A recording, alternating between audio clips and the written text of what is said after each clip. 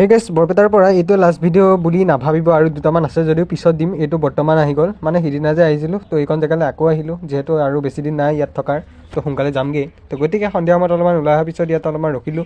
তাৰপিছত তিতো 20 টকা এটা দি দিলোঁ যিহেতু পকৰি আনিবলৈ। তো এইফালে বৰপেটাৰ ধুনীয়া পকৰি খালোঁ, তো খাই বৈ লৈ আকৌ ঘৰলৈ। আৰু আজি মানে আমাৰ শেষ দিন, মানে যিহেতু কালি ৰাতিপুৱাই গৈ আছোঁ, তো গতিকে ধুনীয়াকৈ কাপোৰ কানিখিনাকে ধুনীয়াকৈ ভৰাই ল'লোঁ মানে বেগত। তো তাৰপিছত ৰাতি শুলোঁ আৰু ৰাতিপুৱাই প্ৰায় 6:30 মানতে উঠিলোঁ আৰু উঠিয়ে ধুনীয়াকৈ মুখ হাতখিনি ধুই ল'লোঁ। তো তাৰপিছতনো কি আৰু ৰুমটোকে ধুনীয়াকৈ জাপোঁ বুলি ভাবিলোঁ, যিহেতু কম্বলখনো আজি শেষ লোৱা কালি ৰাতি। তো গতিকে ধুনীয়াকৈ জাপি মেলি থৈ দিলোঁ। তো তাৰপিছতনো কি আৰু ধুনীয়াকৈ ৰেডি হ'লোঁ গা পা ধুই, আৰু ইয়াৰ পৰা যাব লাগে আৰু। তো বিদায় দিলোঁ, ৰুমটোক বাই বাই দিলোঁ। আৰু আহোঁতে যিহেতু আমি ট্ৰেইনত আহিছিলোঁ, যাওঁতে ভাবিছোঁ বাছতে যাওঁ। তো গতিকে এইখন বাছ নহয় দিয়ক, বাছ আছে ৰাতি 9টা বজাত। তো ইয়াৰ পৰা মানে আমি বৰপেটাৰ পৰা এতিয়া গুৱাহাটীলৈকে গৈ আছোঁ।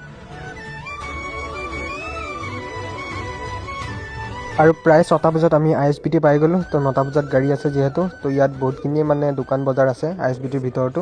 বাৰু মই এটা লং ভিডিঅ' বনাইছোঁ, আপোনালোকে চাব। বাৰু এই ভিডিঅ'টো ইমানতে সময়তো, পুনৰ লগ পাম নেক্সট ভিডিঅ'ত। Tata bye bye.